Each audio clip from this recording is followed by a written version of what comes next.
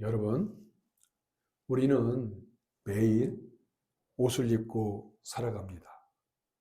계절과 상황에 따라 옷을 선택하죠. 결혼식장에 갈 때 입는 옷과 장례식장에 갈 때 입은 옷이 다릅니다. 그렇다면 오늘 예배를 위해 여러분이 선택한 옷에는 어떤 의미가 담겨 있습니까? 옷은 단순히 몸을 가리는 것을 넘어 우리가 누구인지를 보여주는 가장 강력한 시각적 언어입니다. 학생이 교복을 입고 군인이 군복을 입는 것은 그 옷을 입는 순간 자신이 수행해야 할 본분과 정체성을 보여줍니다. 이처럼 우리가 입는 옷에는 언제나 대상과 목적이 담겨 있습니다.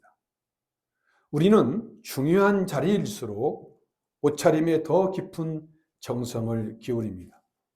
결혼식이나 면접을 앞두고 가장 좋은 옷을 고르는 것은 그 만남과 대상을 얼마나 소중히 여기는지를 증명하는 가장 확실한 태도이기 때문입니다. 그런데 우리에게는 그 어떤 결혼식이나 면접보다도 더 중하고 엄중하고 영광스러운 만남이 기다리고 있습니다. 바로 만왕의 왕이신 그리스도와의 만남입니다.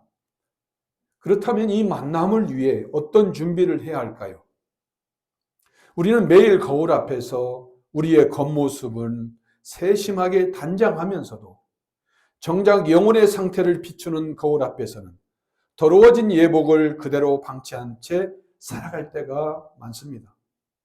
최후 심판대 앞에서는 오직 어린 양의 피에 씻어 희게 된 두루마기만이 인정된다고 성경은 말씀합니다. 우리가 오늘 이 자리에 나온 것은 단순히 세상적인 격식을 갖춘 옷을 보여주기 위함이 아니라 지난 한 주간 세상 속에서 때묻은 우리의 영적인 옷을 어린 양의 피로 정결하게 씻기 위함입니다. 하나님을 만나는 자리에서 옷이 중요한 문제로 드러난 것은 시내산에서입니다. 출애굽 백성들이 하나님과 언약을 맺기 위해 준비할 때 하나님은 모세에게 이렇게 말씀하셨습니다. 출애굽기 19장 10절인데요. 너는 백성에게로 가서 오늘과 내일 그들을 성결하게 하며 그들에게 옷을 빨게 하고라고 말씀합니다. 모세를 통해 전달된 하나님의 명령에 따라 출애굽 백성들은 옷을 빠는 일로 분주해졌습니다. 그들이 옷을 빨지 않은 채 산 아래에 서는 것은 불가능했기 때문입니다. 옷을 빠는 행위는 거룩하신 하나님을 대면하기 위한 준비이자 언약 백성의 구별된 표시였습니다. 그리고 성경의 마지막 장에서도 오늘 읽은 하나님의 말씀을 통해서도 하나님을 만나는 자의 옷이 중요한 문제로 다시 등장합니다. 오늘 본문은 세 문장으로 압축됩니다. 내가 속히 오리라. 나는 알파와 오메가라. 두루마기를 빠는 자가 복이 있다. 이 세 말씀은 다시 오실 그리스도께서 당신을 계시하시는 결정적인 선언입니다. 성경 전체가 이 정점을 향해 흘러왔습니다. 창세기 첫 장에서 하나님이 천지를 창조하시니라 하신 그 첫 음성이 이제 계시록의 마지막 장에 이르러 내가 속히 오리라. 나는 알파와 오메가라. 두루마기를 빠는 자가 복이 있다라는 음성으로 완결되는 것입니다. 인류를 향한 그 긴 구원의 이야기가 이 세 구절 속에서 완성됩니다. 주님은 먼저 자신의 오심을 선포합니다. 12절은 이렇게 말씀합니다. 다 같이 12절을 봅니다. 보라, 내가 속히 오리니 내가 줄 상이 내게 있어 각 사람에게 그가 행한 대로 갚아주리라. 이 한마디 안에 재림과 심판 그리고 상급이 모두 담겨 있습니다. 주님께서 사용하신 속히라는 단어가 매우 의미심장합니다. 우리가 흔히 사용하는 빨리라는 의미와는 그 본질이 다르기 때문입니다. 속히는 시간의 길고 짧음을 넘어 아무도 예상하지 못한 순간에 호련히 임한다는 긴박성과 확실성을 동시에 품고 있는 단어입니다. 그런데 바로 이 속히라는 표현에 걸려 넘어지는 이들이 많았습니다. 2000년이라는 긴 세월이 지났는데 왜 아직 오시지 않느냐라는 의문이었습니다. 이 의심은 오늘 새로 생긴 의심이 아니라 이미 초대 교회 때부터 존재해온 아주 오래된 불신과 의심이었습니다. 이 물음에 대해 사도 베드로는 명확한 답을 제시합니다. 베드로서 3장 8절을 보면 사랑하는 자들아 죽게는 하루가 1000년 같고 1000년이 하루 같다는 이 한 가지를 잊지 말라고 말씀합니다. 우리의 시간으로 계산한 1000년이 하나님의 시간표 안에서는 단 하루에 불과하다는 것입니다. 그러므로 주님은 결코 늦으시는 법이 없습니다. 다만 우리를 향해 끝없이 인내하고 계실 뿐입니다. 이어지는 베드로후서 3장 10절에서 사도는 이 오심의 성격을 한층 더 깊이 규명합니다. 그러나 주의 날이 도둑같이 오리니라고 말씀합니다. 도둑이 모두가 잠든 깊은 밤중에 예고 없이 들이닥치는 것처럼 주님은 어느 날 호련히 우리 앞에 서신다는 것입니다. 그러므로 속히에는 하나님의 절박한 심정이 담아 있습니다. 주님의 참으심은 결코 무능해서 지체하는 것이 아닙니다. 단 한 영혼이라도 더 돌이키길 기다리시는 자비의 시간이며 동시에 우리에게는 더러워진 예복을 정결하게 준비할 수 있는 마지막 기회의 시간이기도 합니다. 그런데 주님의 오심이 이렇게 급박하다면 그날 우리 앞에 놓이는 것은 무엇일까요? 바로 심판과 상급입니다. 12절은 주님의 속히 오심을 선포하신 후에 곧바로 이렇게 말씀합니다. 내가 줄 상이 내게 있어 각 사람에게 그가 행한 대로 갚아주리라. 아멘이십니까? 주님의 손에는 내가 줄 상이 내게 있어. 내가 줄 상이 내게 있어. 각 사람에게 행한 대로 갚아주리라. 주님의 손에는 이미 우리가 받아야 할 마땅한 결과가 들려 있다는 것입니다. 본문에서 상으로 번역된 헬라어 미스토스는 특별한 공로를 세운 영웅에게 주는 거창한 훈장이 아닙니다. 하루 일을 마친 일꾼이 해질녘 작업 현장을 떠날 때 주인이 손에 쥐어주는 품삯과 같은 지극히 일상적인 경제 용어입니다. 그런데 이어지는 말씀 앞에서 우리의 마음이 떨립니다. 각 사람에게 그가 행한 대로 갚아주리라. 엄중한 선언 때문에 우리가 떨리는 것입니다. 이것은 행위로 구원을 받는다는 뜻이 아닙니다. 하나님께서 우리를 위해 예비하신 그 상급은 우리가 노력해서 얻은 대가가 아니라 우리가 그분의 자녀이기 때문에 허락되는 신분적 선물입니다. 그럼에도 그것이 상급, 품삯이라 불리는 이유는 우리가 주를 위해 견뎌온 모든 눈물과 수고를 하나님께서 잊지 않으신다는 것을 보여주기 위함입니다. 그러나 이 은혜의 상급이 우리가 아무렇게나 살아도 된다는 면죄부는 될 수 없습니다. 오히려 나 같은 죄인에게 이토록 과분한 상을 준비하신 그 사랑의 크기를 깨달을 때 성도의 어깨 위에는 함부로 살 수 없는 거룩한 무게감이 실리게 됩니다. 그래서 사도 바울은 고린도후서 5장 10절에서 이렇게 말합니다. 이는 우리가 다 반드시 그리스도의 심판대 앞에 나타나게 되어 각각 선악간에 그 몸으로 행한 것을 따라 받으려 함이라. 아멘.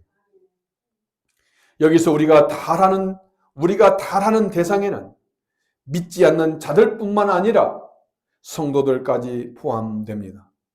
그렇다면 이토록 속히 오셔서 우리의 삶을 결산하시겠다고 선포하시는 그분은 과연 누구입니까?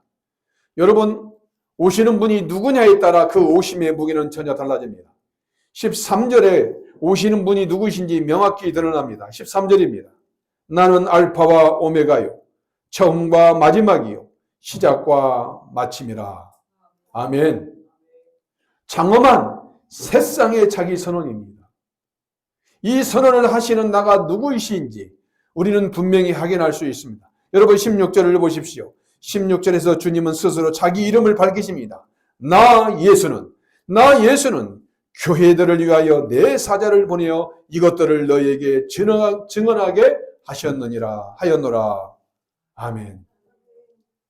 12절에서 속히 오겠다 하신 그 나가 13절에서 알파와 오메가라 하시는 분이시며 14절에서 복이 있다고 선언하시는 바로 그분입니다.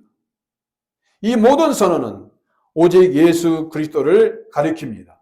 알파와 오메가는 헬라어 알파벳의 첫 글자와 마지막 글자로 처음부터 끝까지 모든 것을 아우르는 통합적 표현입니다.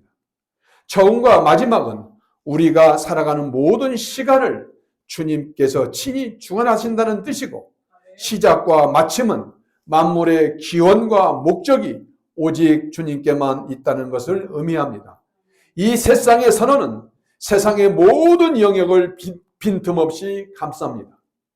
그리스도께서는 당신이 만물의 시작이며 마지막이라는 위대한 진리를 여러 각도에서 반복하시며 우리 심령 속에 주권자 예수라는 이름을 깊이 각인시켜 주시는 것입니다. 이 선언이 놀라운 이유는 따로 있습니다. 구약에서 오직 여호와 하나님께만 돌려졌던 이 신성한 호칭이 이제 예수 그리스도의 입술을 통해 선포되고 있기 때문입니다. 이사야 44장 6절에서 여호와께서는 당신님을 이렇게 밝히셨습니다. 이스라엘의 왕인 여호와, 이스라엘의 구원자인 만군의 여호와가 이같이 말하노라. 나는 처음이요 나는 마지막이라. 나 외에는 다른 신이 없느니라. 아멘. 구약의 여호와 하나님께서 선언하셨던 그 절대적인 권위의 호칭이 이제 예수 그리스도의 음성으로 우리에게 그대로 전달되고 있는 것입니다. 예수님은 요한복음 8장 58절에서 유대인들 향해 이렇게 말씀하십니다. 아브라함이 나기 전부터 내가 있느니라 라고 말씀하십니다. 영원 전부터 스스로 있는 자임을 밝히신 것이죠. 그리고 이제 성경의 마지막 장에 이르러 마침표를 찍으시는 나는 알파와 오메가라는 장엄한 선언으로 그 신성의 정점을 보여주십니다. 떨기나무 앞에서 모세가 들은 그 음성, 이사야가 보좌 앞에서 들은 그 음성, 밤모섬에서 요한에게 임한 그 음성은 모두 동일한 한 분의 입에서 흘러나온 것입니다. 이것은 예수 그리스도께서 단순히 위대한 스승이나 선지자 중 한 분이 아니라 참 하나님이시며 영원하신 여호와이심을 집증하는 가장 강력한 증언입니다. 그렇다면 만유의 시작과 끝을 붙드시는 이 거룩하신 분 앞에 과연 누가 감히 고개를 들고 설 수 있단 말입니까? 자신의 의로움을 내세워 그 앞에 설 수 있는 사람은 단 한 사람도 없습니다.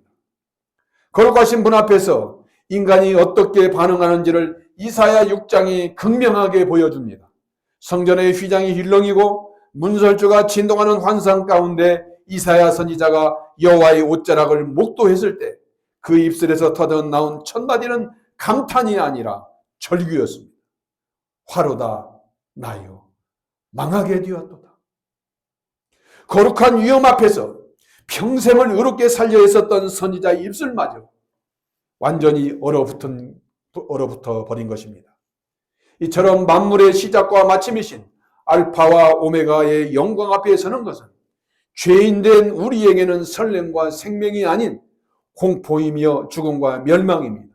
그런데 오늘 본문 14절은 그 죽음의 공포를 뚫고 나오는 뜻밖의 말씀이 기록되어 있습니다.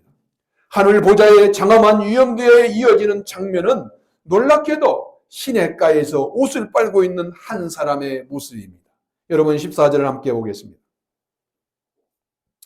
자기 두루마기를 빠는 자들은 복이 있으니 이는 그들이 생명나무에 나아가며 문들을 통하여 성에 들어갈 권세를 받으려 함이로다. 아멘. 여러분, 성경의 대단원을 장식하는 마지막 복의 주인공은 위대한 업적을 남긴 영웅이나 세상을 호령한 권력자가 아닙니다. 그저 자기의 옷을 빨고 있는 한 사람, 곧 두루마기를 빠는 자입니다.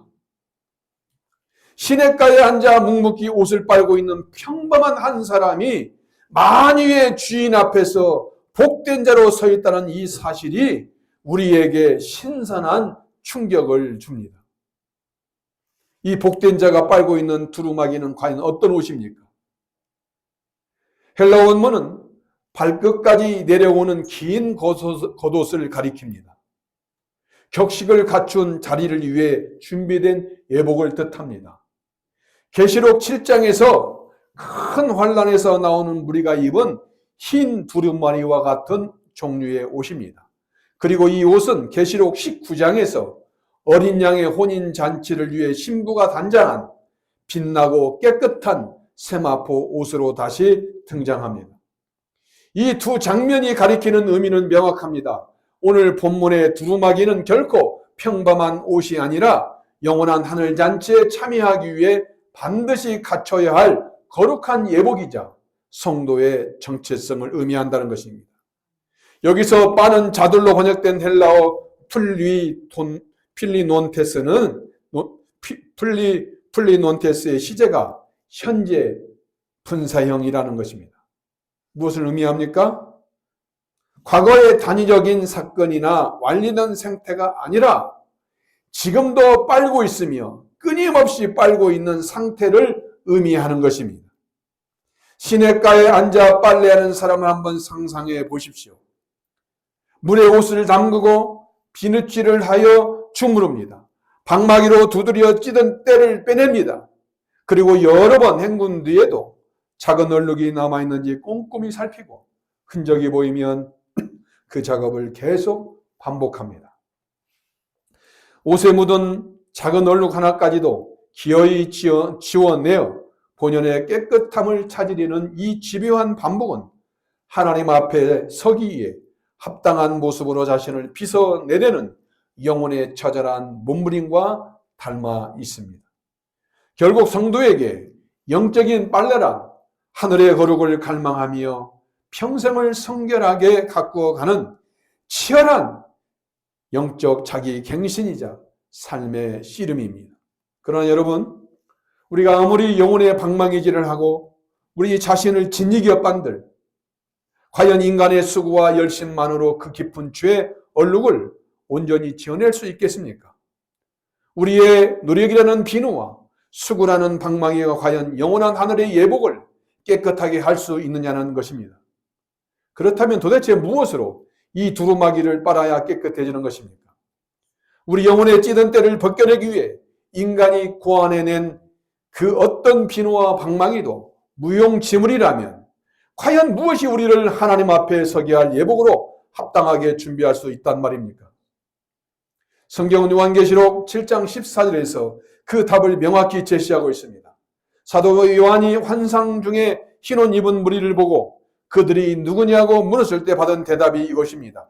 이는 큰 환란에서 나오는 자들인데 어린 양의 피에 그 옷을 씻어 희게 하였느니라 라고 말씀합니다. 여기에 복음의 놀라운 역설이 있습니다. 본래 검붉은 피에 옷을 담그면 붉게 물들어야 마땅합니다. 피는 얼룩을 남기는 것이지 얼룩을 씌우는 세제가 아닙니다. 그런데 어린 양의 피에 담근 옷은 오히려 눈처럼 휘어집니다. 인간의 이치와 물리적인 법칙으로는 도저히 설명할 수 없는 거룩한 신비입니다.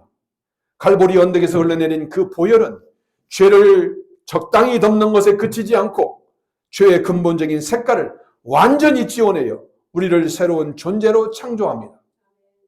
결국 두루마기를 희게 하는 정결함의 근원은 오직 어린 양의 피뿐입니다. 세상에 그 어떤 도덕적 수단도 인간의 그 어떤 처절한 수고도 이 거룩한 씻음의 자리에 끼어들 수 없습니다. 오직 죽임당하신 어린 양의 피만이 우리를 온전케 합니다. 그렇다면 오늘 우리의 일상에서 두루마기를 빠는 실제적인 삶은 어떤 모습으로 나타날까요? 첫 번째 자리는 말씀 앞에 서입니다. 예수님은 요한복음 15장 3절에서 제자들을 향해 너희는 내가 일러준 말로 이미 깨끗하여 졌느니라고 말씀하셨습니다. 하나님의 말씀이 거룩한 씻김의 통로라는 것입니다. 이처럼 말씀은 우리 존재를 정직하게 비추는 거울인 동시에 오염된 영혼을 씻어내는 생명수가 됩니다. 우리가 성경을 펴는 순간 말씀은 거울이 되어 삶의 얼룩을 선명하게 드러냅니다. 그러나 말씀은 단순히 죄를 지적하는 데 머물지 않고 곧이어 그 얼굴을 닦아내는 정결한 물이 되어 우리 영혼의 구석구석을 깨끗하게 합니다. 명심해야 할 사실은 거울 앞에 서는 것만으로는 옷이 깨끗해지지 않는다는 것입니다. 말씀의 거울에 자신을 비추어 보았다면 이제 그 말씀이라는 물속으로 우리 자신을 던져야 합니다. 발견된 얼굴을 지우기 위해 말씀의 물가에서 부단히 비비고 헹구는 순종의 수고가 뒤따를 때 비로소 우리의 두루마기는 깨끗해지는 것입니다. 두 번째, 두루마기를 빠는 두 번째 자리는 철저하고 정직한 자백입니다. 사도 요한은 요한 1서 1장 9절에서 빠는 행위의 영적 의미를 이렇게 설명합니다.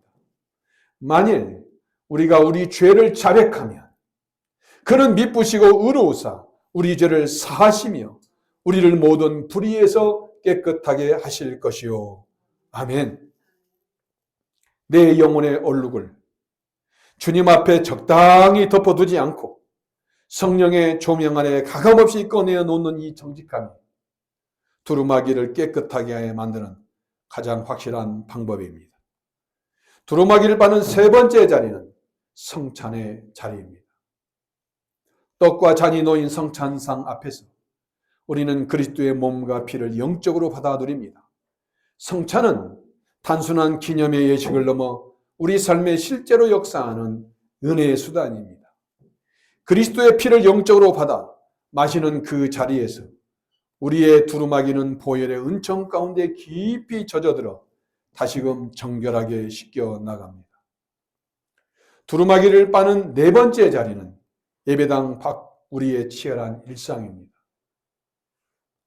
말씀 앞에, 자백, 회개 앞에, 성찬 앞에 자리라면 마지막 네 번째는 예배당 밖 우리의 치열한 일상입니다. 이 시스템은 예배당을 나서는 순간 세상 속으로 발을 내딛는 그때부터 본격적으로 시작됩니다. 세상의 거친 물결 속에서 누군가를 향해 품었던 미움이 주께서 주신 사랑 앞에 조용히 굴복하는 순간이 바로 우리가 다시 한번 두루마기를 빠는 거룩한 시간입니다. 주님께서 제자들의 발을 씻기시며 하신 말씀이 여기서 더욱 선명해집니다. 이미 목욕한 자는 발밖에 씻을 필요가 없느니라. 온몸이 깨끗하니라. 십자가의 공로로 단번에 목욕하여 의롭다고 얻은 자라도, 구원을 받은 자라도 먼지 낀 세상을 매일 걷다 보면 그 발은 다시 더러워질 수밖에 없습니다. 그래서 우리는 매일의 삶 속에서 그 발을 씻어내야 하는 것이죠. 이것이 칭이라는 든든한 토대 위에 세워가는 성화의 일상이며 성도가 지켜야 할 참된 경건입니다. 이처럼 날마다 발을 씻어내며 성결의 길을 걷는 성도에게 하나님은 놀라운 약속을 보장해 주십니다. 여러분, 본문 14절은 자기 두루마기를 빠는 자들이 누리는 복입니다. 14절을 봅니다. 두루마기를 빠는 자들이 어떤 복을 누립니까? 생명나무에 나아가며 문들을 통하여 성에 들어갈 권세를 받으려 함이로다. 아멘.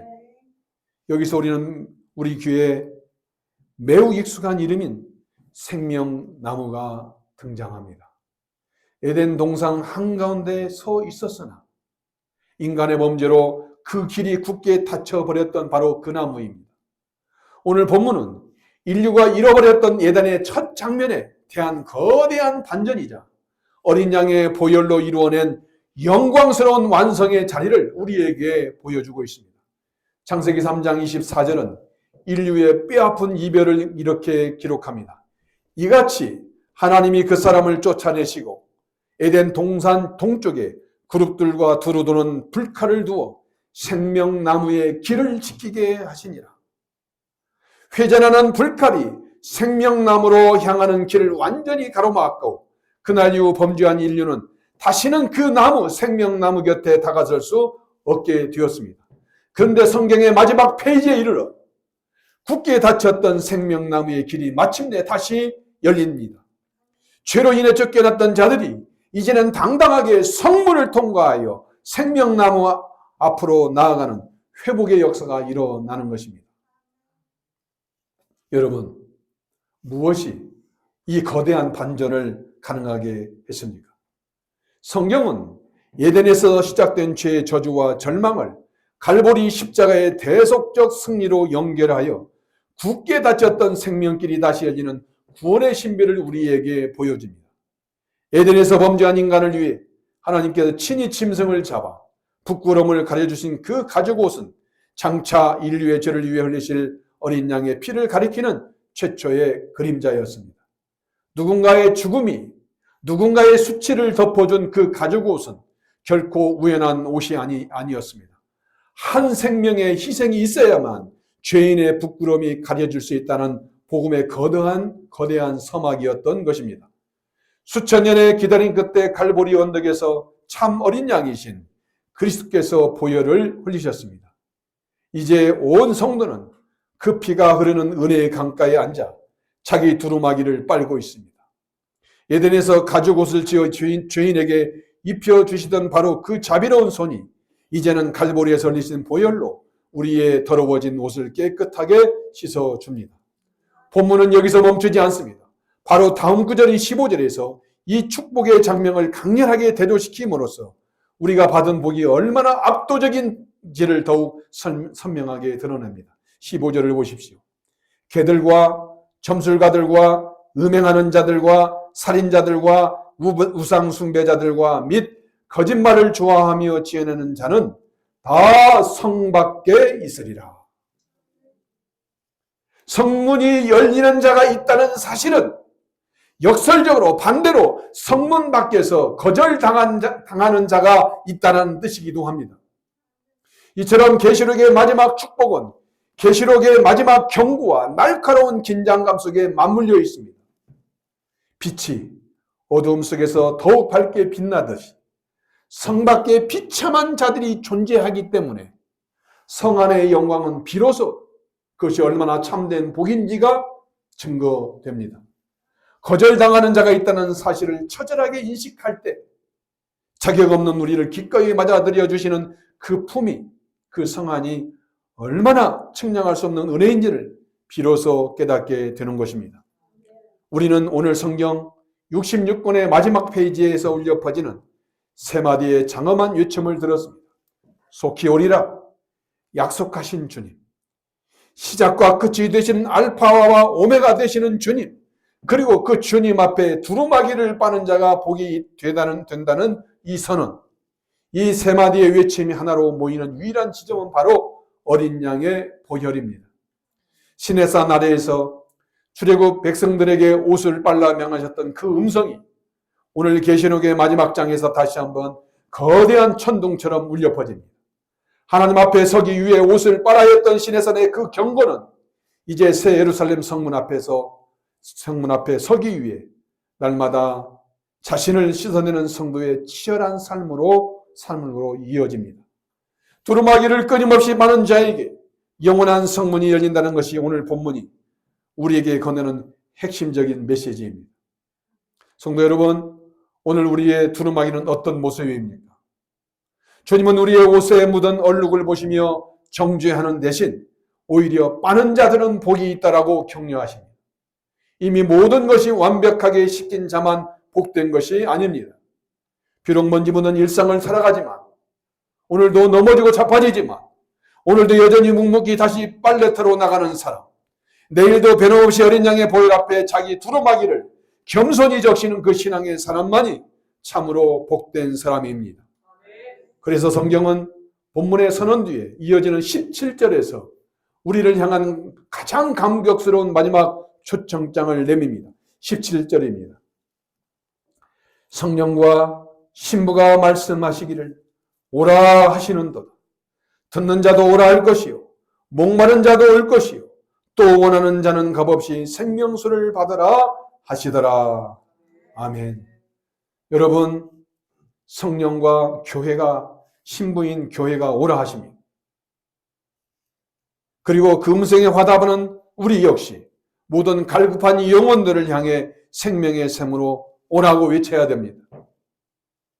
영혼이 메말라 목마른 자, 살맛이 없어 죽을 지경인 자, 자기 두루마기에 깊게 박힌 죄의 얼굴을 안고 고통받는 자는 누구든지 와서 값없이 생명수를 받으라고 우리도 외쳐야 하는 것입니다. 이 영광스러운 초청이 바로 오늘 우리를 향해, 저와 여러분을 향해 열려 있습니다.